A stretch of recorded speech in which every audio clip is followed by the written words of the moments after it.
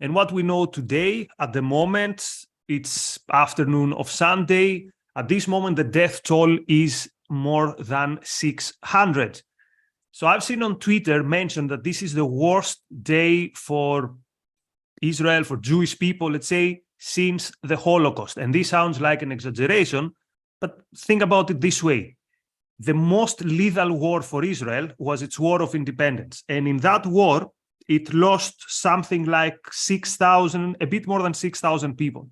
But this war lasted almost a year. This war lasted actually 293 days. So in one day, Israel has lost 10% of the people it lost during its loss of independence. In only one day, Israel has lost almost as many people as it lost in the Six-Day War, a very widespread military operation. And in one day, Israel lost, in Yom Kippur, which was 19 days, Israel lost more than 2,500 people. Again, only in one day, 600 people. And the war hasn't even properly started. So yesterday, when we did the first reporting, maybe the gravitas of the situation, even we didn't really understand how this was a moment that we'll remember it forever. And the question is, how is this going to change the course of history in the Middle East? So, Razi, yesterday you were talking about the need of Israel to act swiftly, to act fast. We've seen the announcement by Netanyahu. We've seen the military mobilization. So we are on day 2. How do you evaluate the situation? What do you hear from Israel? Let's tell to people you are safe. You are away from the theater of operations. You are actually not in Israel. But obviously, you haven't slept much. You have concern for people. So what's the situation? Yeah, before we get to the response, I want to say a bit more about the death toll. So, I lived in Israel during March of 2002, was it, when there were pretty much daily terrorist attacks. And I remember, when they report on a terrorist attack on Israeli news, they're very careful with talking about numbers. It takes a while to know how many people died, even when it's terrorist attack that's like one bombing in one place, and so the death toll goes up, as you go on, as is always the case, and. So when we were live yesterday, the official death toll was 20-something people, 20-something. Yeah. Now it's 600. There are still people missing. They're the hostages. And of course, the proper military confrontation, so to speak, hasn't even started yet. But in terms of the way it's reported, what's different this time is, they say what the official number is, and then they say, but the actual number is much higher. And they said that yesterday before we went live, the official number was 22, and they said it's going to be much higher. And I think we said, I said I expect it to be in more than 100, north of 100. I think now now they still say in the news when it's over 600 that it's going to be much higher, and that's just the death toll from yesterday. So comparing it to the 6-day war, I was also looking at the numbers. I mean, it could. I think it's not unlikely that the actual number will be higher than the full number of deaths in the 6-day war. Just the number from yesterday. And again, to put into perspective, people, the 6-day war was a war of Israel on 3 different fronts. Egypt on the south, Syria on the Golan, Jordan. Actually, it was a war of including desert combat, urban combat, artillery, tanks. So this again shows the gravitas of what happened yesterday. Yeah, because as it was happening, maybe many of us didn't actually realize what we were seeing. We dropped like the 9/11 kind of name, but it's actually, in terms of casualties, if you put the population size, we're talking about worse than 9/11. Oh yeah, if you compare proportionally, it's much, much worse than 9/11, and the actual numbers, again, as they rise, will be not that far off from 9/11. And the wars. The 6-day war, the Yom Kippur War, the War of Independence were wars against armies of countries.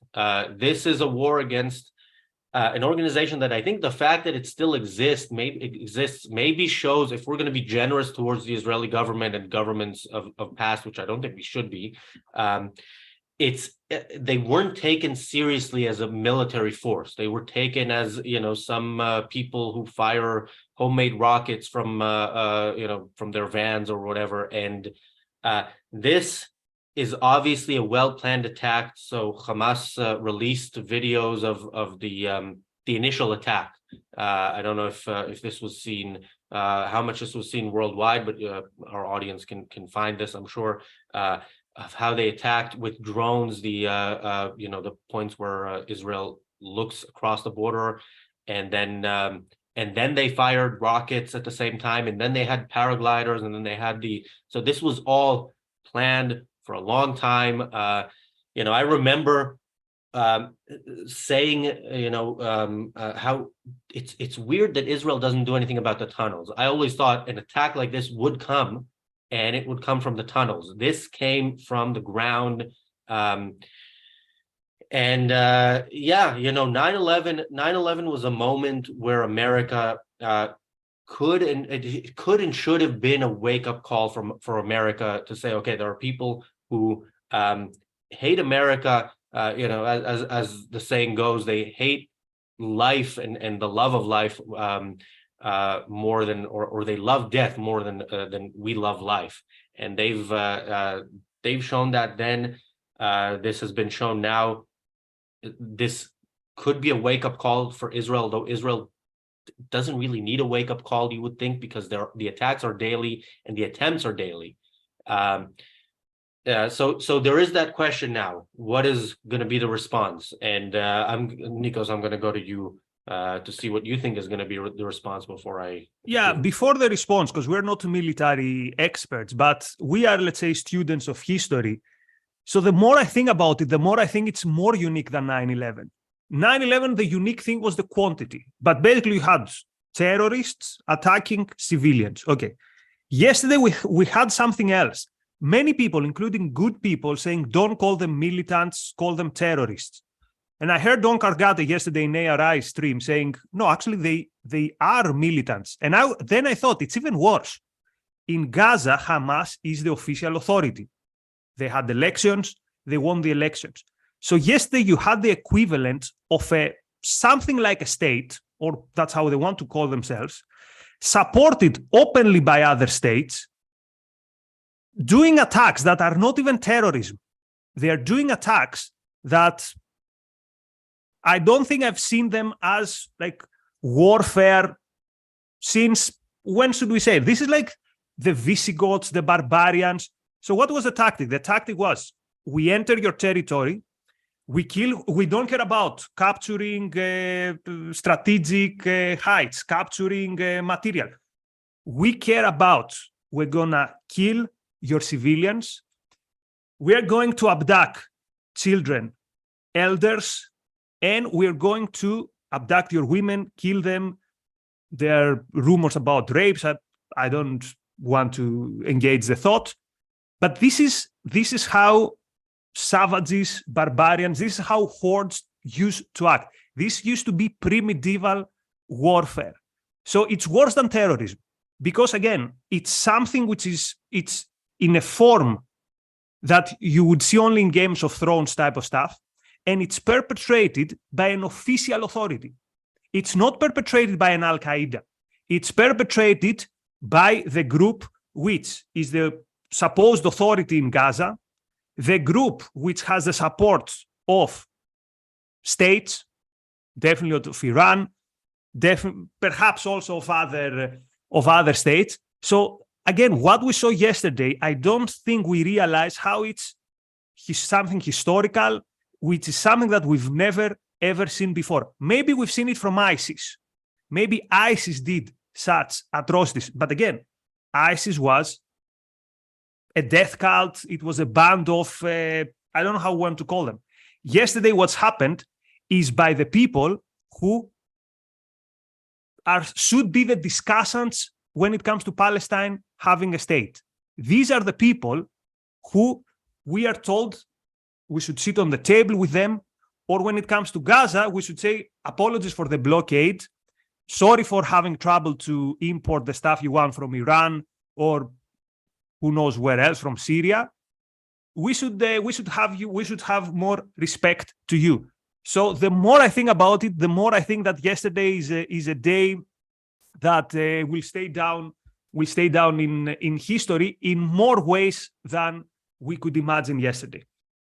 Yeah, Nikos, one of the many disagreements that you and I have had over the years, which I think is, I'm often or always right and you're wrong, is about the use of the word savages when it comes to how Palestinians behave. I don't think there's, people who are watching this on social media, especially on X, will have seen images and videos that leave no room for any argument that these people are not savages. The things you mentioned, the things that people, and again, I would encourage people to go in and see those videos. That they're horrendous, but you need to understand exactly what it is that we are up against. So when we advocate for completely destroying this enemy, it's important to see how this enemy behaves. And some of the videos show, for example, when the Palestinians, when Hamas arrived back in Gaza with like an Israeli tank, and they throw the body of a dead soldier out of the tank, and then just the masses come to just kick the body and cheer, and they cheer when they see a woman that was taken hostage that is not a soldier. This is a woman who was in that party, rave party. Yeah. Taken out of the van. There's a video of a child being abused by other children, by Palestinian children, an Israeli child. I don't know. Yeah, we don't know with these things, but that is a real video though. That is a real Israeli child. That is, and that's the thing. Yeah, often these videos are fake news. The videos I've seen, as far as I know, pretty much all of them are real, because they, there are dozens at least who have been captured, and Hamas has an interest in showing those videos because historically Israel will negotiate with Gilad Shalit, the Israeli soldier who was held hostage for 5 years by Hamas. Israel gave up over 1,000 prisoners for him in exchange for him, and I don't remember how many of them, but hundreds I think were murderers. So Hamas wants to show this. Hamas wants to show children. Hamas wants this negotiation to happen over the captured. I have to say, these scenes are heartbreaking, but I think the right thing to do here is to go to this military action as if there are no captured Israelis in Gaza. Right. So you mentioned this. This is the so-called. It has a name. The Hannibal Directive. Yeah, I tweeted about this. I think that the Hannibal Directive, the idea that if a soldier is captured, you shoot at the capturers, knowing that you might, hit the soldier. I think this should apply for the whole Gaza Strip. If Israel was going to either negotiate for all the hostages, which I don't know what that negotiation would entail, or try to rescue them. An attempt to rescue them would cost, an attempt to rescue all of them would cost more soldiers' lives than the number of people who were killed yesterday, and would not be successful, I think, in most cases. So the thing to do now is to say, all these people who died yesterday, all the hostages, that is the result of decades of terrible policy on Israel's part. And the correct policy now has to be the elimination of Hamas at whatever cost, certainly at whatever cost of life in Gaza, certainly in terms of Palestinian life, and then the complete reoccupation, complete and permanent reoccupation of Gaza. Some of us in Israel, when I was living in Israel, advocated against against leaving Gaza at the time. Rockets would be fired on the Jewish villages in Gaza and on Sderot right next to Gaza, and that was bad. And the argument was, once we leave, That's not going to happen anymore. And if it does, we can go all in militarily. Now, since then, it has gotten worse and worse in terms of rockets. The rockets are now, most of Israel's population is within the rocket range. Nothing serious has been done militarily in Gaza since leaving, and now we are seeing the results of that. So Right. it is a time to change the policy completely. So I don't want to contribute to the discussion on what to do with the hostages because it's miles away from my expertise. My instinctively, and this is Nikos, right? This is like talking in a pub, like zero knowledge. Don't take this as any. My instinct would be no, negotiate. Here's why. Wait, liberate them, and then whatever you promised, lie and then go and destroy them. So that's how I always thought about negotiations. Like when someone, like the first time it happens, free them and then destroy whoever did it so that it doesn't happen again. Of course, when it happens many times. So anyway, so I cannot tell you that I agree with you because I don't even know what should be the moral principle there. If there's a way to lie to the Palestinians, to free them, and then go and destroy them.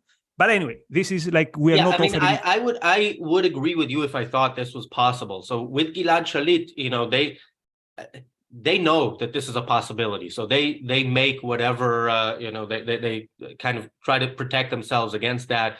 Some of the prisoners were released to all sorts of places around the world, and there was still some hope that the Mossad would do something. Historically, the Mossad can kill people in different countries. That isn't done so much anymore. So yeah, I would love it. I mean, the ideal thing would be let's release all the prisoners to one spot in Gaza and then obliterate that one spot. But that's not how it works. And I think this is a situation where those hostages should be presumed dead, presumed lost, although they're of course not dead. Hamas wants to keep them alive.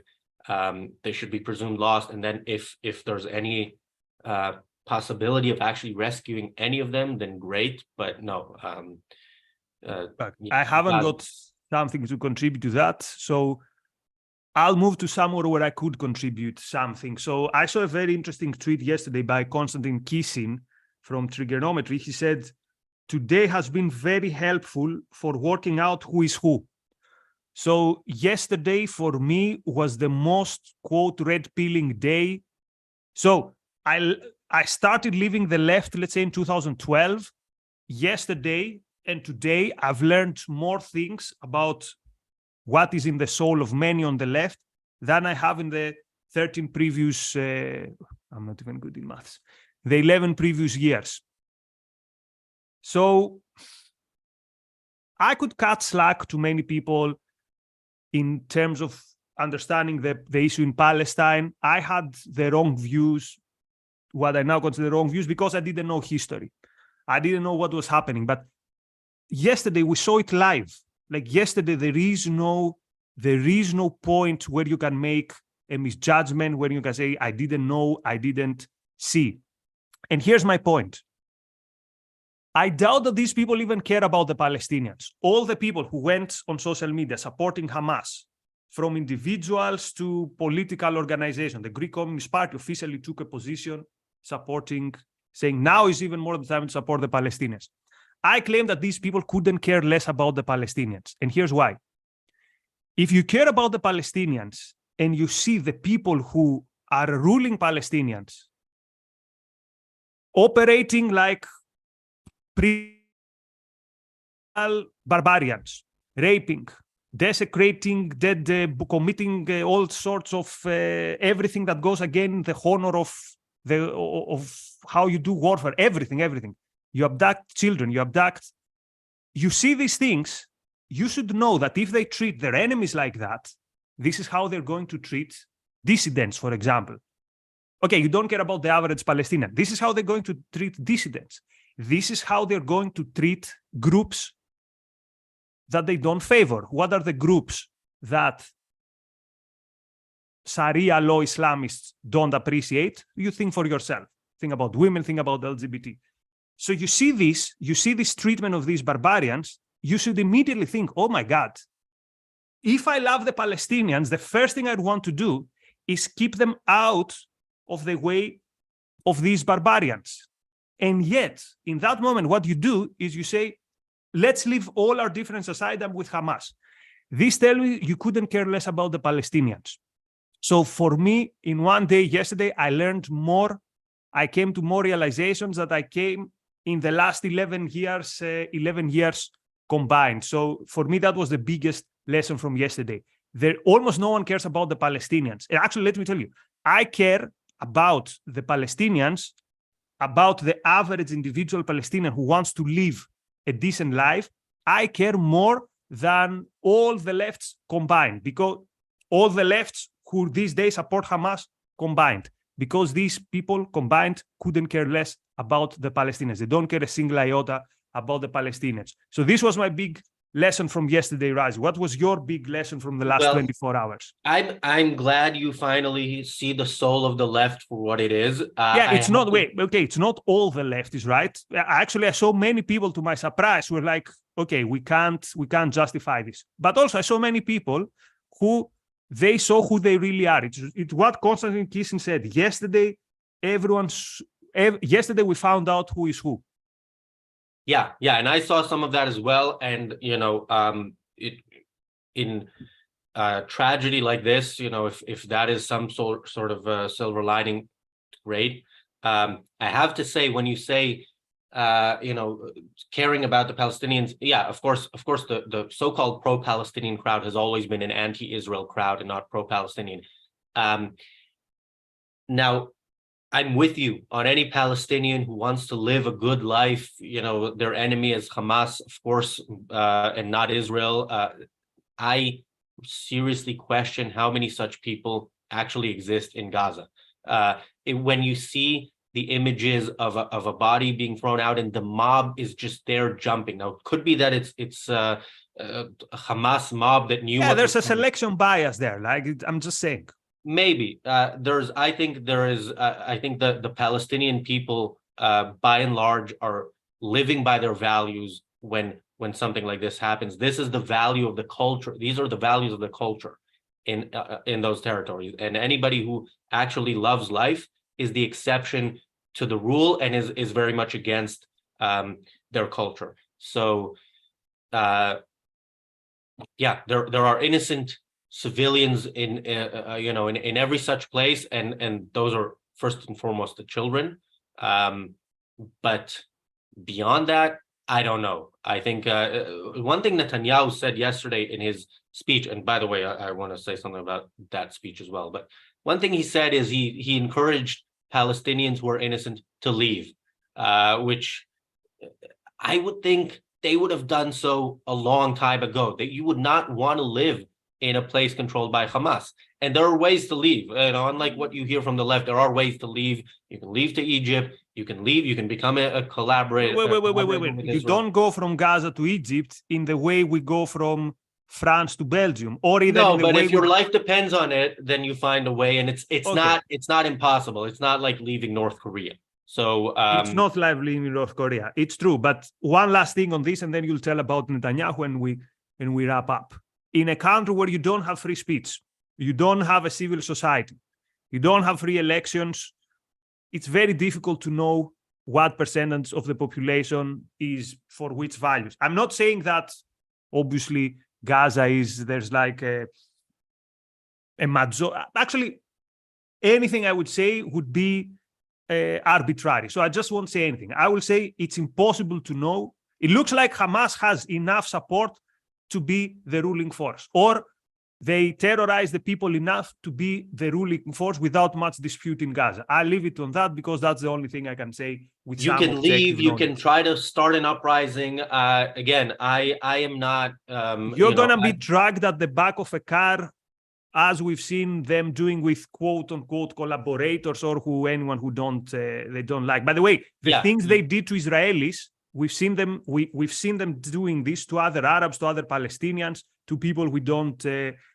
like. There were points even during the Intifada where the infighting between the Arabs was worse than the fighting between the Israelis, because the idea was, if you are not actively fighting them, you're with them.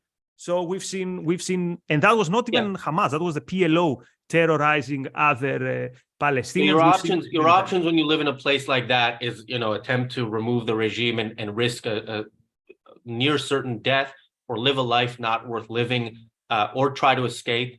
So again, I think the Palestinian, any good Palestinians there, they're obviously they're victims of Hamas, but they're also they should have gotten out. And so anyway, back to Netanyahu's speech. So Netanyahu's speech yesterday was much worse than any of the terrorist attacks previously, and then any of the rocket attacks. So the rhetoric was stronger, which is nice. Great. Okay. Because you made it sounded like the speech was worse than the attacks. Okay, I got what you said. No. The attacks were worse than previous attacks, and the rhetoric was stronger than previous rhetoric. The rhetoric still did not include Hamas will no longer exist after this attack, which tells me that Israel's response will be much like America's response to 9/11, which is far insufficient, which it'll be, they'll phone in some half-assed response. Hamas will be damaged militarily. It'll take them some time to recover. They won't be able to do something like this for a while. Great. But it won't be what needs to be done, which is the complete destruction of Hamas, the complete occupation of Gaza, and I would add some action against Hezbollah preemptively, because this is a clear statement of what Israel's enemies. It's a statement in action of the statements in words that we've heard from these organizations since since they were created, and that we hear from their backers in Iran. I'm not going to say, I will say I would love to see some sort of military action against Iran. I know how complicated that is. I wouldn't mind seeing some sort of action against the place that is hosting Hamas. America's half-assed response to 9/11 was to go after the country that was hosting bin Laden. The country that is hosting Hamas leadership is Qatar. It would be nice to see something done against them. Of course, there's zero chance of that happening. But also we don't know that. What if they could be in other countries? Qatar is not the only country, unfortunately, who has been. You go and see the neighboring states, see the reply to what happened yesterday, and then you see what an embarrassment it is for America that they form military alliances with these countries. And also you see why I'm not convinced. Actually, I don't know if it's Qatar, but I wouldn't be surprised if it's somewhere else. Yeah, so, Nikos, we have loads of super chats. Yeah, I'm starting reading them right now. So many thanks to Bonnie. Many thanks to Jonathan. Thank you for your moral clarity. He says, thank you very much. Thank Razi. All these streams are his initiative, and he's always on the intellectual barricade. Many thanks to Marilyn. Jonathan says, listen to what Rand told Donahue about the Arab war against Israel in the 70s. Nothing has changed. And this is, again, Rand got so much backlash about the savages thing. This was not a comment about any ethnicity. This was a comment about practices, right? If again, we're talking about leaders in these wars, because people don't know most of these things. You had national leaders going to the radio and they're saying, we're going to throw you to the sea. We're going to eliminate you. So again, if you get offended by calling, for example, the Nasserites, by calling them savages, you tell me what is the proper way to call them. Gentlemen, enlightenment men. So how would you call Nasser? A guy with torture chambers, a guy with open imperialistic plans, and a guy who would say, we are coming to throw you to the sea. Again, my question is, if you're offended by the term that Rand used, how would you call him? Give me a better term, and I'd use this term against Nasser and the likes of him. Many thanks to Apollo Zeus. Many thanks to Robert. Thanks, Jonathan, again. Gail mentions, I cannot understand the world's weak response to this massacre of Jewish people. So, Gail, think about it this way, right? So, how often do we see such an act of violence against people who are who cannot protect themselves. Okay, forget the soldiers; no one's gonna care about them. Think about like the abduction of women, the abduction of children. You'd expect that there would be a moral outrage. There are moral. Like imagine what would be the Me Too crowd reaction to that, right? This is an injustice which happens in front of your eyes. You see women being abused in front of our eyes. And there's like silence. There's like, this is not to say that, oh, Me Too, you shouldn't have talked then. But I'm saying now you see what is happening. But because of your moral relativism, you cannot talk. You don't have the tools to attack. You don't have the tools to talk about what you see because you think that you don't even have a moral compass to say good from bad. It's not just silence. You see so many people, we were talking about the people who are now waking up to what the enemy is. But you have people saying, this is a response to oppression and so on, and which is, leaving aside, of course, the bullshit of that argument in and of itself. Sometimes at war, you have to kill people. That happens, in a just war.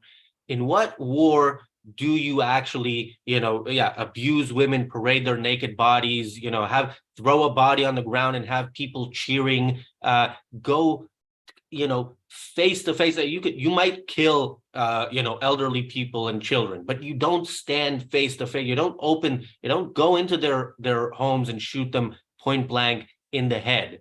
Unless they're pointing a gun at you.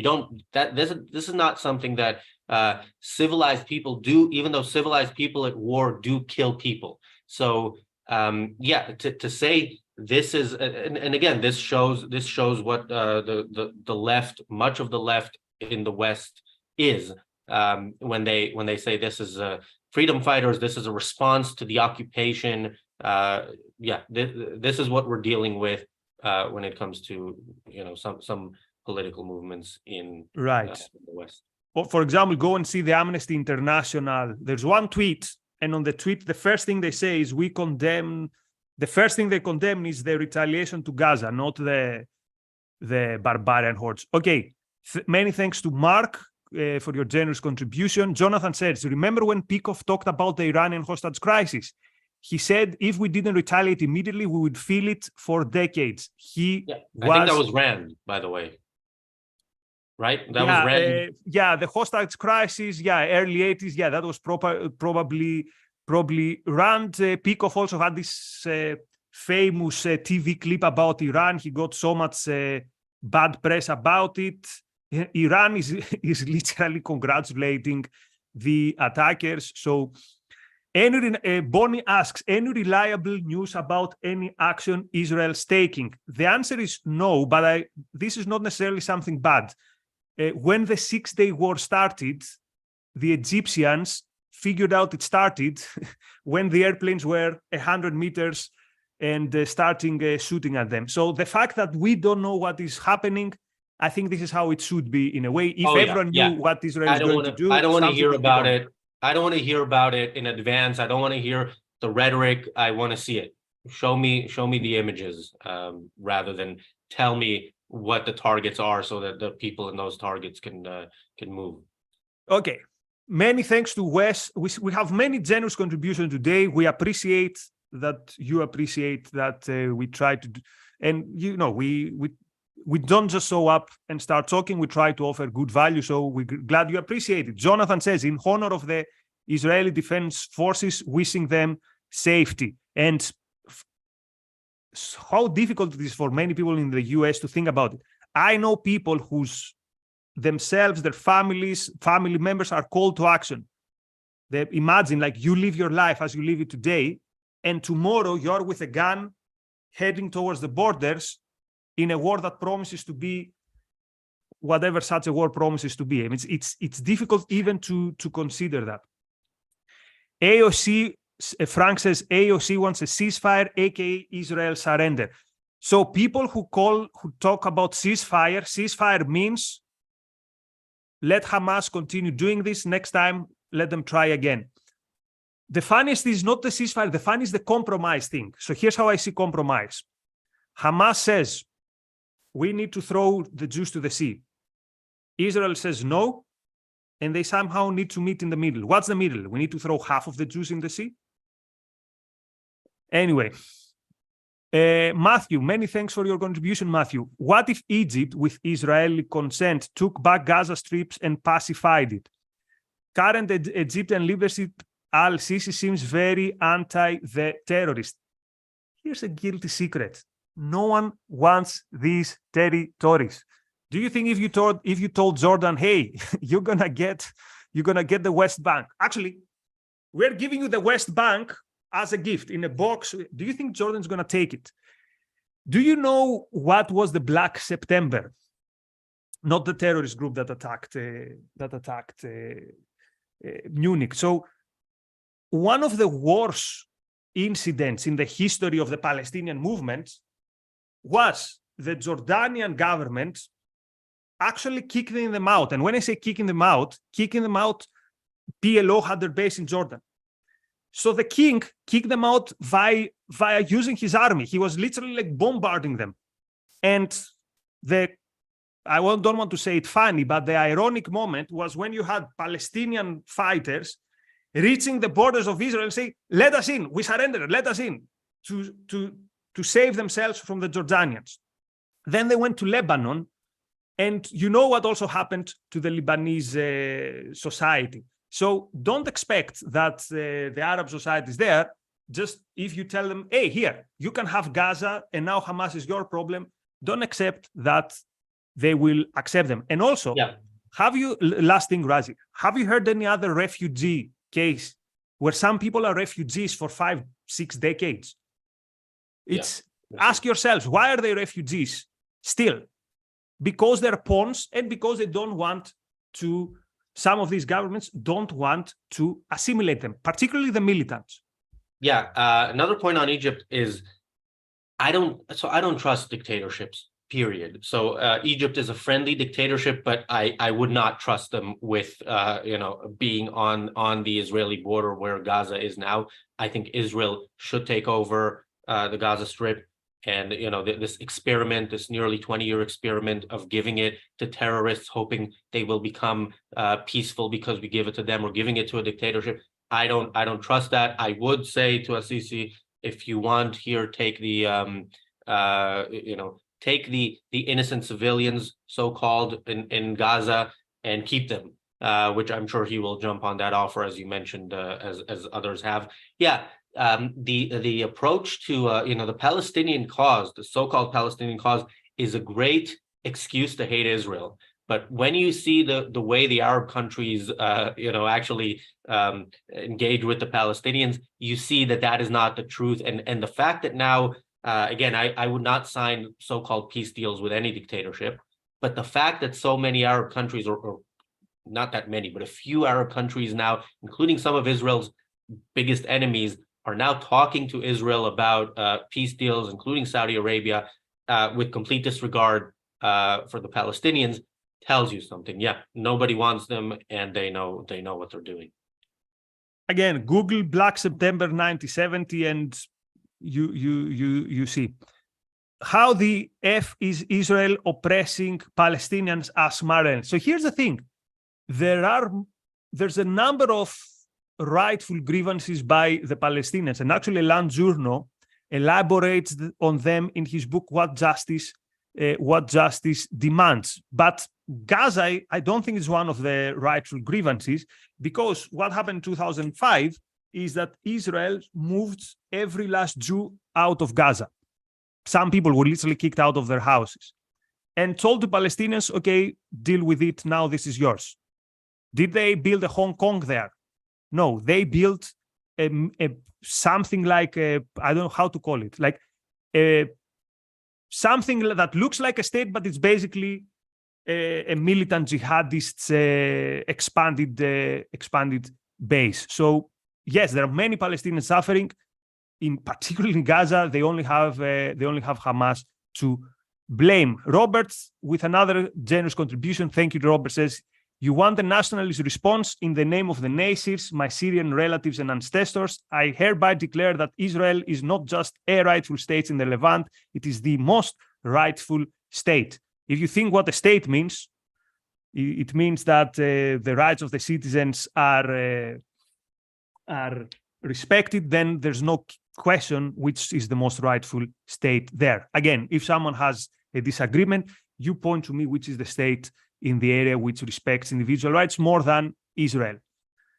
Gaza delenda est, says Iron Mercat. This means Gaza is to be destroyed, something like that.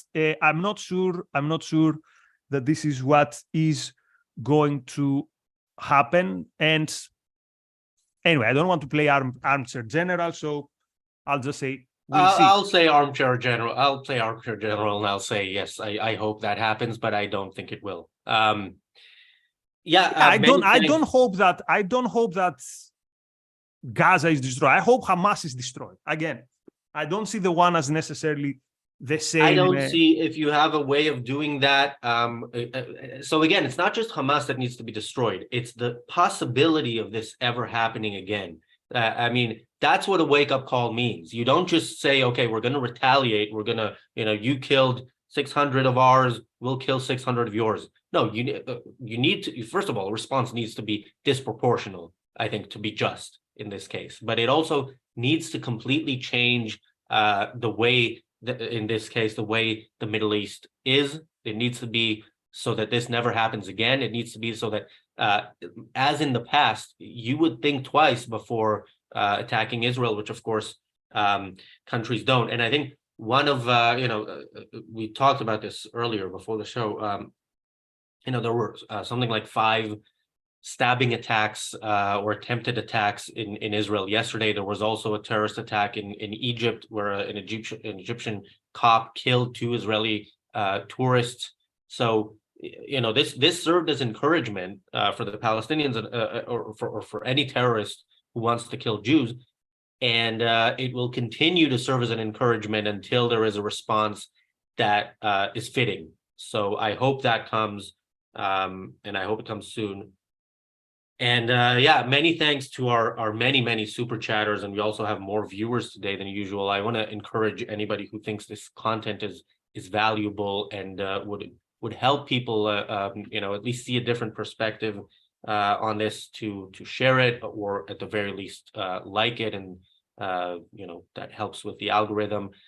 I believe this is the 4th ever episode of the Daily Objective that is on a weekend, if I'm not mistaken, and it's the second one this weekend. We said 20 minutes episode, and we've been for 45, 40. Yeah, 44. But I do want to conclude with and thank you, Nikos, for giving up your. No, it's not about my time. It's about let's. Yeah, but we have had 2 episodes. We have had 2 episodes this weekend, and we will be on this topic, I think, for the foreseeable future. This will be, at least in the next few days, all that we will be discussing. But we will be, providing not just updates, but hopefully analyses of different elements of this. We're also looking at ways in which we can, help with whatever way we can, whether it's helping the victims in Israel, helping if there's a way to help the military operation, other than giving them, the moral ammunition to do so, which I think they very much need. But yeah, we